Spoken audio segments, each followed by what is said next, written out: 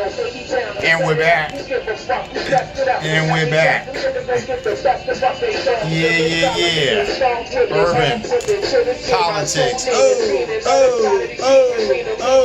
Urban politics.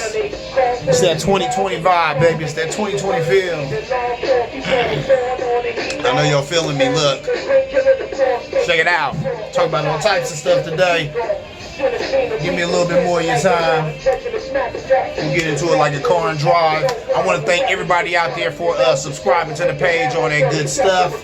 You know what it is. Your boy Fizz and Music is in the building. Without further ado, let's run into this ish. Urban politics, baby. Glad to have you here with me.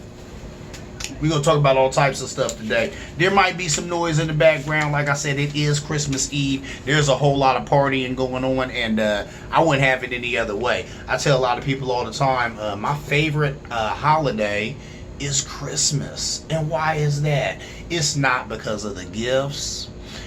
It's because Christmas is the one time a year when people pretend to at least care about each other. I was telling my mother that. Whether they do or they don't care about others, people pretend to care about others. You know, you have huge companies giving a lot of money to the poor and stuff like that.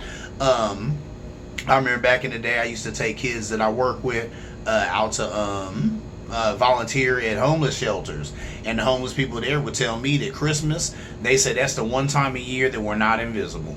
And that's sad, ain't it? But that's what a lot of homeless people would tell me. They said that's the one time a year that we're not invisible. It's the one time a year that people see us, care about us, and try to take care of us. You know, try to give a DAMN. So that's what's upper. So because of that, I love Christmas. And I remember being a little kid. When I was a little kid, how about this? It wasn't even what you got for Christmas. It was just the fact that you got something. As long as there was something under that tree with your name on it. It could have been a pack of crayons. Plenty of Christmases I got socks, and guess what? That was a great Christmas for me. Why? Because it was something.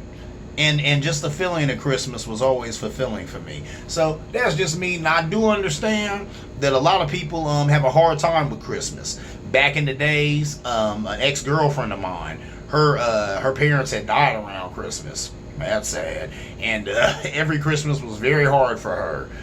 Extremely hard for her. Hard for us. So, you know what I mean? I understand that there's people who have that going on. And sometimes holidays bring out the worst in people. Because that's a lot of times you see people robbing people because they're trying to get money.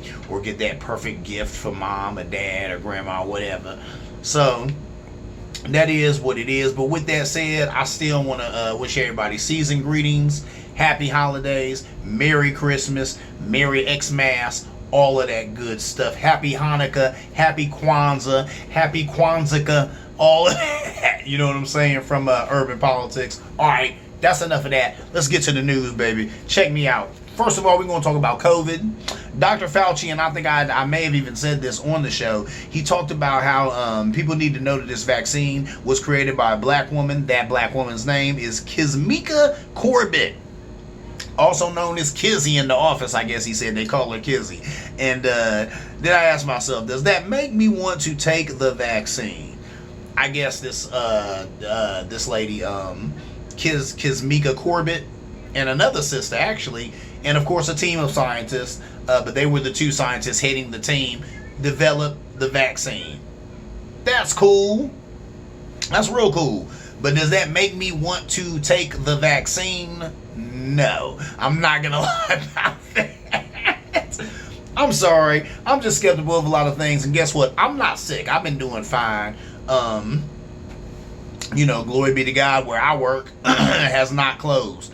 And, the lady who owns where I work, she said she will not close because we are essential workers. We do work with autistic children. So we are essential workers. Them kids need people to work with them. Their parents need people to work with them so that they can get a break. So that is what's up. I agree with that. So ain't nothing really changed for me. I've been working this whole time. Thank God for that. So I haven't gotten sick. Have I had to quarantine? Yeah, because, sometimes people get sick and then they come to the job and maybe you don't know if you was around them. But like I said, have I gotten sick, anything like that? No. So it is what it is. So I just, I'm just going to keep the faith, keep myself healthy, keep the family healthy. I don't think I should need the vaccine, so I don't want to take the vaccine. That's what's up. The fact that a sister developed it, that's cool. I think that's great for Black history. I'm proud of that. Do I want it? No, thank you. Anyway, moving on. Moving on. Let's talk about Biden picks Pete Buttigieg to be the transportation secretary. He will be the first openly gay transportation secretary. I think he'll be the first member of the LGBTQ community to be that high up in office. So that's huge right there for that community. That's huge for him. I think that's a good look. Pete Buttigieg, he's obviously a smart dude. When he was running for the presidency, you know, he didn't get the nomination, but he had a really good run. He's a really smart guy. That was a really good appointment. I'm like, Joe Biden, that's what's up. And Joe Biden, that also goes to him getting calls to make sure that his cabinet is diverse and that it reflects America. And that's what Mr. Biden has been doing. He's gotten a lot more African Americans, black folk. He's gotten a lot more Latinos and Latinas. He's gotten the Native American lady. I forget what office she has, but that's historic. So he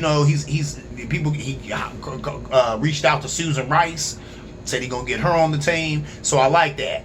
People came at Joe and they said, hey, we want to see some diversity. You know what I'm saying? Your cabinet should reflect America, and he did that. He said, okay, that's what's up. Let me get a Native American woman. Let me get a bunch of women of color. Let me get some brothers up in here. So, hats off to Mr. Joe Biden. We gotta give him his piece for that. Anyway, moving on. 158 million people voted this past election. 81 million votes were for Joe Biden. Biden won the popular vote by a margin of 7 million votes. I put all those facts together just for you to let that simmer around in your brain. Think about that. 158 million people voted. That's a lot of people. And that's unprecedented. That's historic. Most times that many people do not vote at all. So 158 million people of the 360 some million people we have in America voted this past election. 81 million of those votes were for Joe Biden. Biden won the popular vote by a margin of 7 million votes. And I think some places I read they even say 8 million. So they said, how about this? Trump got more votes than any other, I think, Republican in history. Joe Biden got more votes than any other Democratic in history, including Barack Obama. But at the end of the day, Joe Biden won. Now, Joe Biden, he's a cool dude or whatever. But there were 30-40% of people who said they weren't necessarily voting for Joe Biden, but they were voting against Trump. When you hear these numbers, it's easy to understand how he lost. Trump, that is. And he has the audacity to go into these courts and act like he don't understand that. How did that happen? How did that happen? How did I lose? Are you telling me that Joe Biden got 80-some million votes more than Barack Obama? That's not possible. That is possible. Because 30% of them were voting against you. So you actually helped Joe Biden get all these historic numbers of votes. You did that, Trump, so thank you, Trump. But make no mistake, a lot of these people were voting against you, Trump, against you.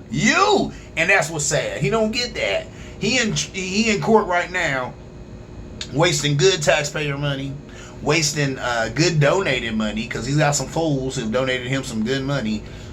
And he's arguing that there's no way that happened. Yes, that happened. You're that unpopular. Okay? Let that simmer around in your brain, bruh. People don't like you that much. And I can understand that.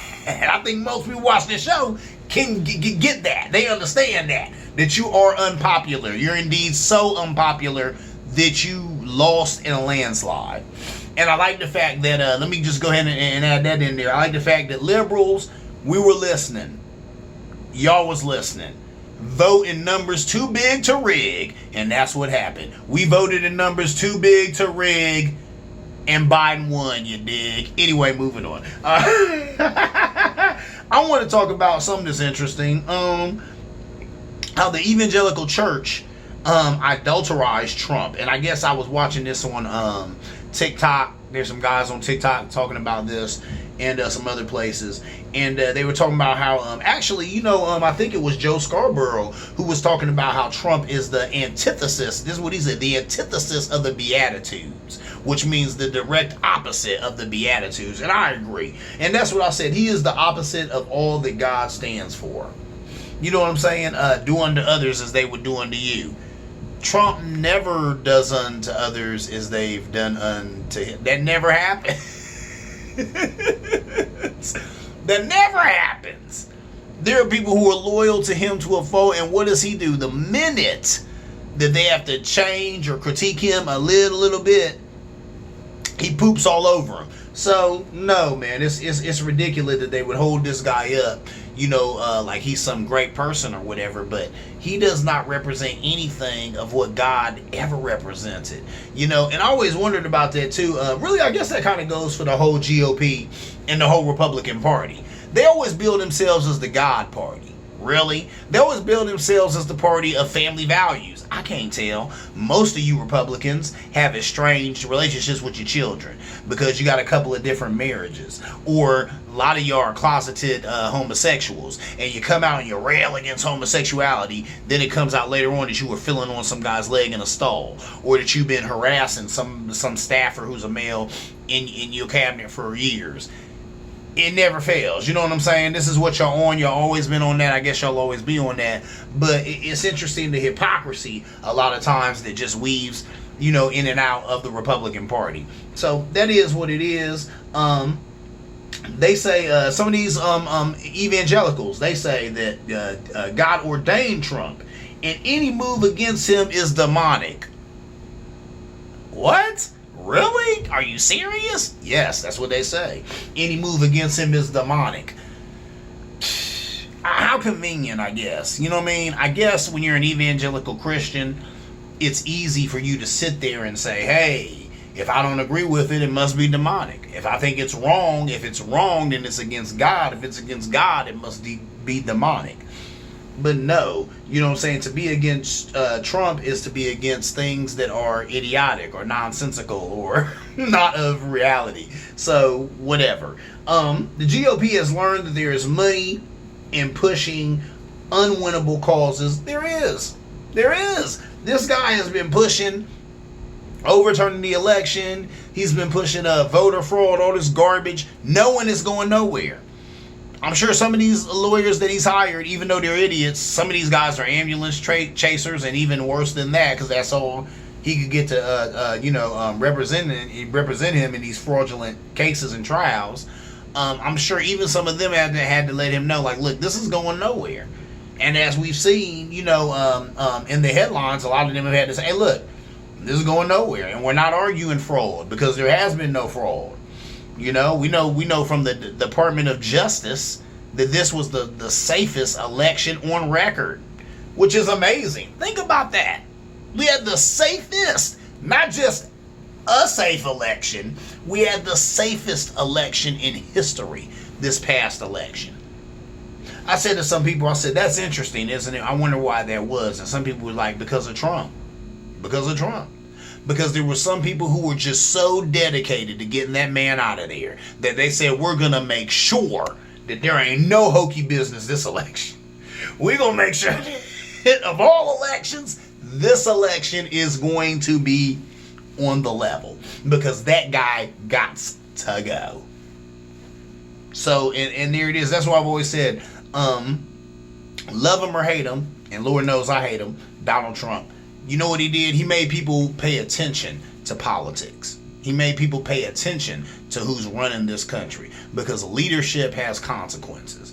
And people right now still feeling the consequences of them not paying attention to this thing called politics. A friend of mine who I work with, I used to work with years ago, is a brother of mine. I had him on the show years ago, and that's what he told me. He said people are always looking at Hollywood. They need to be watching Washington Wood. They need to be looking at Capitol Hill. He said, because that's the things going on there that actually affect your life. In Hollywood, that's make-believe. That's just stories. That's just entertainment. But, you need to be watching Washington because the things that go on there really affect your life. So there's that. Moving on. Fox News. Let's talk about it. They were saying that the only way, and this is laughable, I'm sorry, I have to laugh before I even say it. The only way for Biden to bring the country together is to name it the Trump vaccine. Why? Why?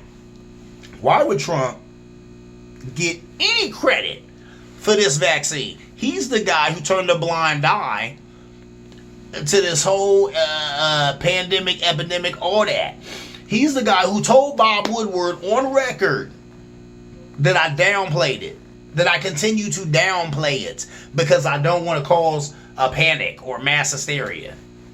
Are you serious? Are you serious? So that dude, you want to name the virus after him? Call it the Trump or not the virus, but the vaccine? So you want to name it the Trump vaccine after the guy who's the reason that we need the vaccine? Okay. It is what it is. That came out of Fox News. That's hilarious. And then the way that they phrased it there, the only way for Biden to bring the country together is to name it the Trump vaccine. The only way for Biden to bring the country together. First of all, there ain't no bringing the country together. No, that's what they said on some of these political shows and talk shows I've seen. That's what they said. There is no bringing the country together. I don't believe that. I don't believe that. Believe it or not. That's not true. But to phrase it like that is so off the mark. Get out of here. The only way to bring the country together is to name it the Trump vaccine. Nah, because that, number one, that's not going to bring the country together because there's plenty of people who feel just like me that that man don't deserve nothing to be named after him, especially not anything positive named after him. So there's that. Number two, this whole the whole thing is just steeped in more of that Trump cultism. You know, it's the cult of Trump. So y'all like the fact that he got a building with his name on it. You like the fact that Trump steaks, Trump wine. Y'all like that garbage. You probably wear a suit. There's a Trump suit. You know, so you want this guy to have the Trump vaccine. That's tacky and gaudy. How about that? So that's silly. They need to abandon that. Ain't nobody doing that. Biden ain't stupid. He ain't doing that. He ain't doing that, one, because that'd probably annoy him. Number two, he ain't doing it because it wouldn't work anyway. So there's that. Sean Hannity had the nerve to say that voters will regret voting for Biden once they start to miss Trump's tweets. What?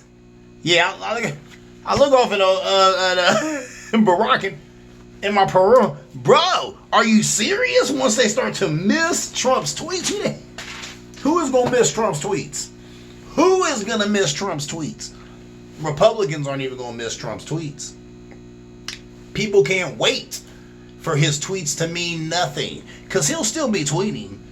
I guarantee you on January 20th, he's going to just spit out a bunch of tweets because he's going to do anything he can to try to take the focus off of Mr. Joe Biden's inauguration. He's going to do anything he can to monopolize that spotlight. But guess what? Ain't nobody caring.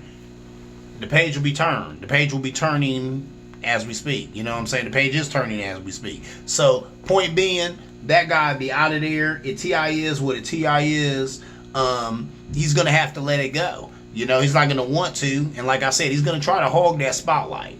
But, no. And they were even saying that too. He's acting like he's not going to leave. We're going to see what happens. I don't know. I've talked to a lot of people about that. I am not sure what's going on here. Does he want that visual? Does he want that visual? The visual of him at home and like Scarface, them coming in and dragging him and Melania up out of there in the middle of the night or walking them out of there. You know, this is a white rich man we're talking about. So they probably walk. They probably would walk him up out of there. But would they walk him in handcuffs? Or just let him get his stuff and walk out of there? And does he say anything on his way out? I don't know. I wonder, does Trump want that visual? Is that the visual that he wants? I talked about that here on the show. Is that what he wants?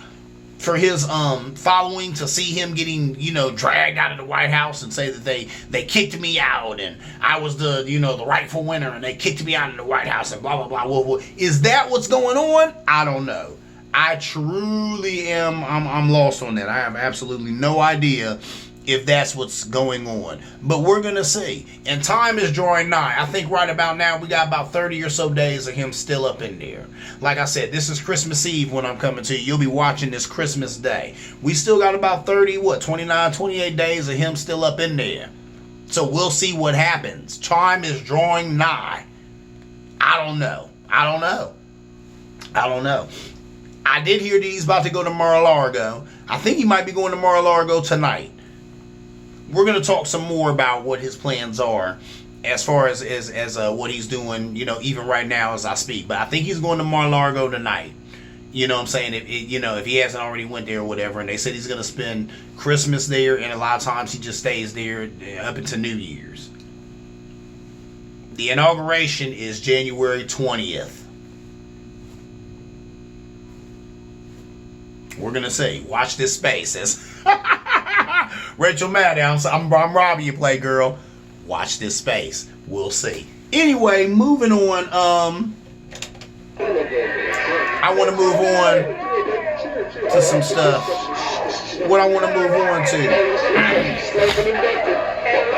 As he waits for his music to come in.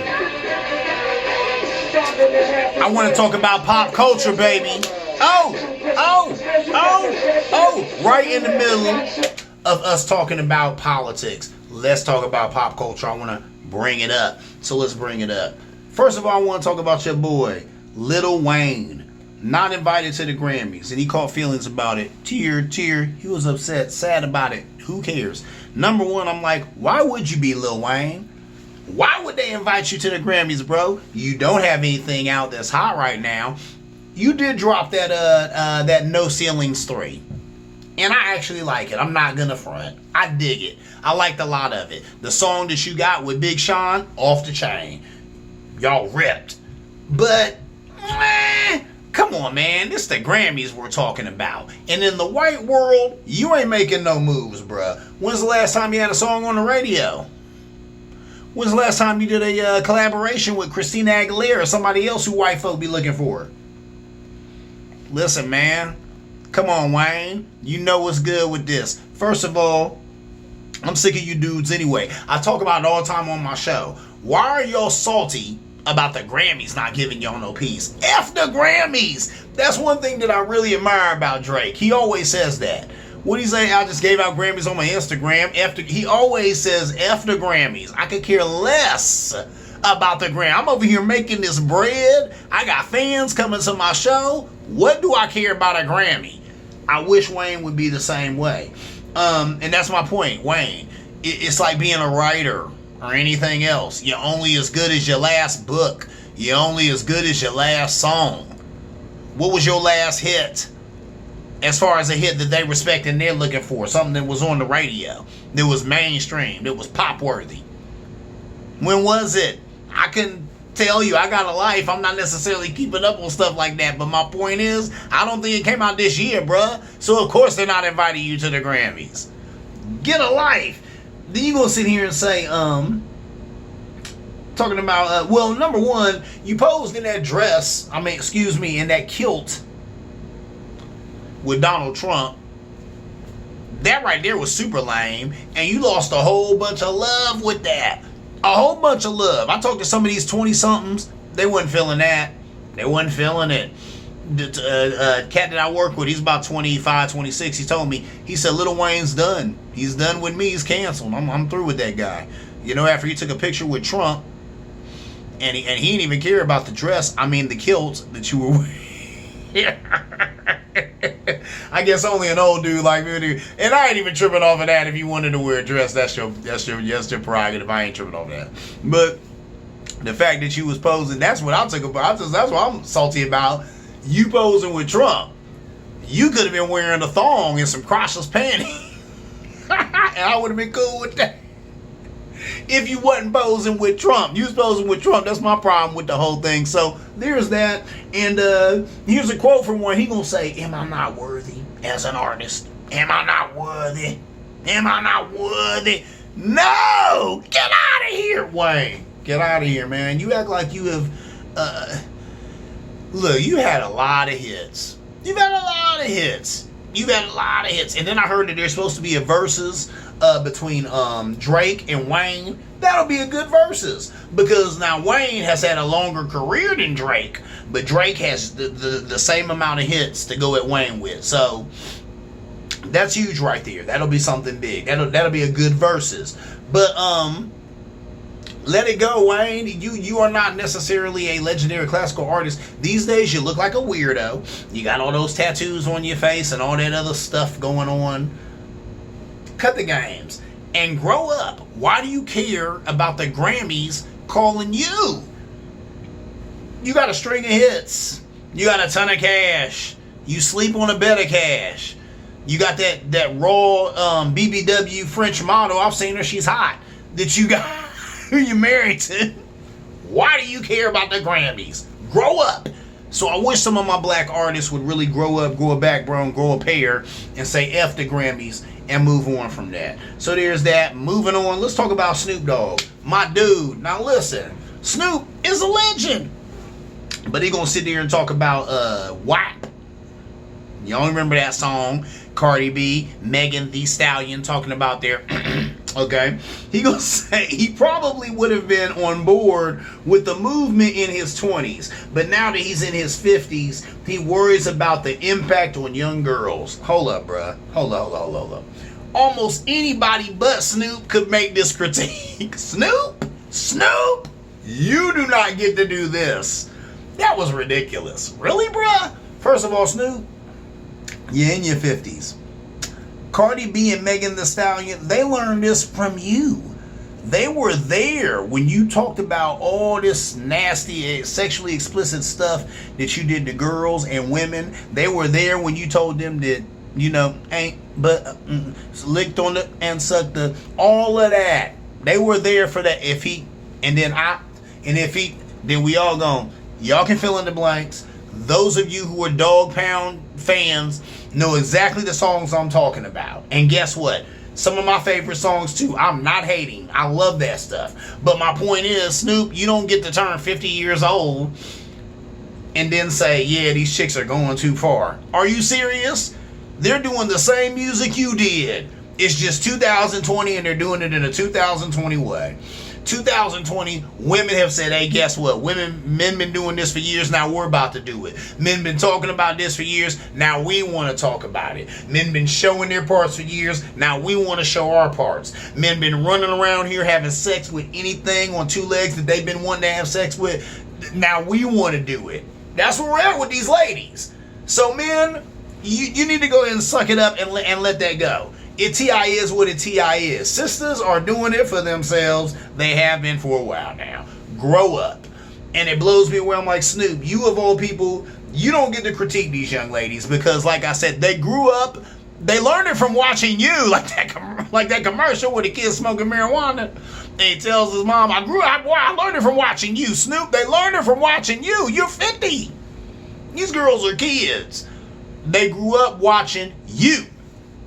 And some of these other brothers, to every other brother in hip-hop, myself included, who has done misogynistic raps, talked about women this way and that way, and what you was going to do to them and all that good stuff. So cut the games. You can't sit here and critique her for talking about her parts and talking about what she wants to do to some man and what she wants him to do to her and all that, because guess what? It's 2020, and now women are making orders. And if men can't fill the orders, then they get replaced. TI is what TI is. Moving on. I wanted to talk about the Weekend Report on Saturday Night Live. I watch Saturday Night Live all the time, and I was tripping last time I was watching it.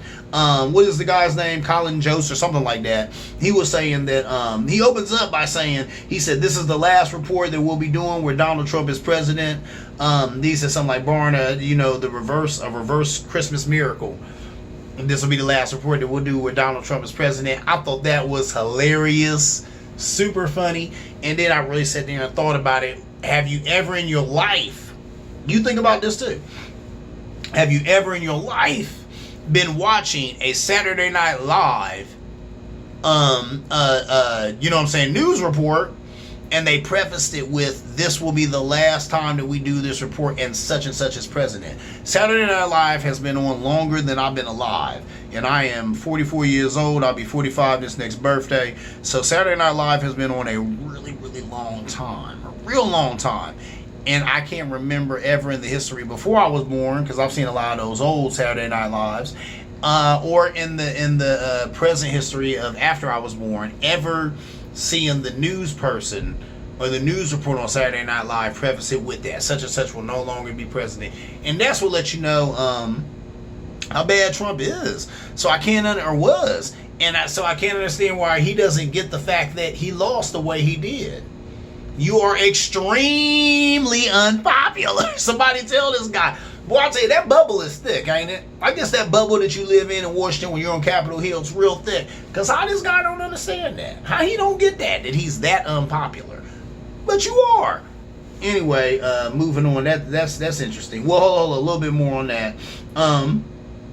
They were saying that it was funny. The crowd went wild. And then they were talking about how people are burning Black Lives Matter signs at black churches. Wow. I mean, here's my thing. At some point, even if you are a racist piece of garbage, don't you say to yourself, here I am burning a sign at a church. This just can't be right. I mean, seriously. And I think that's the joke that they even made on Saturday Night Live when they reported that. You know, that there were people burning Black Lives Matter signs at black churches. Don't you just get how that just really don't make any sense at all? Come on. You know, that's what, even if you are racist, even if you do hate black people, why are you burning a sign at a church? Jesus Christ. You know what I'm saying?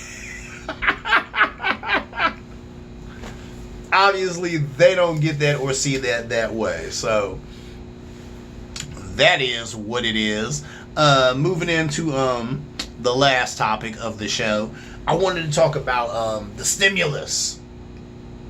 People go on and on and on about the stimulus. People need that stimulus. People are hurting right now. I know for a fact people are hurting. I've seen it out here. I've seen the stories on the internet. I've went out here in my own neighborhood. I've seen people helping other people.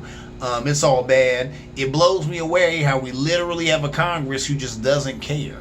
They don't care. Now, they always try and say the heat's coming from both sides. I can't tell.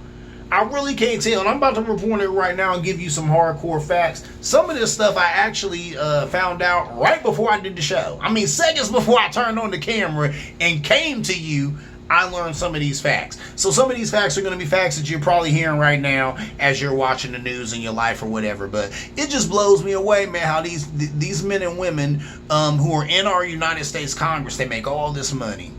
They make all this money. You know, first of all, they make $175,000 for just voting yes or no on different issues that come up.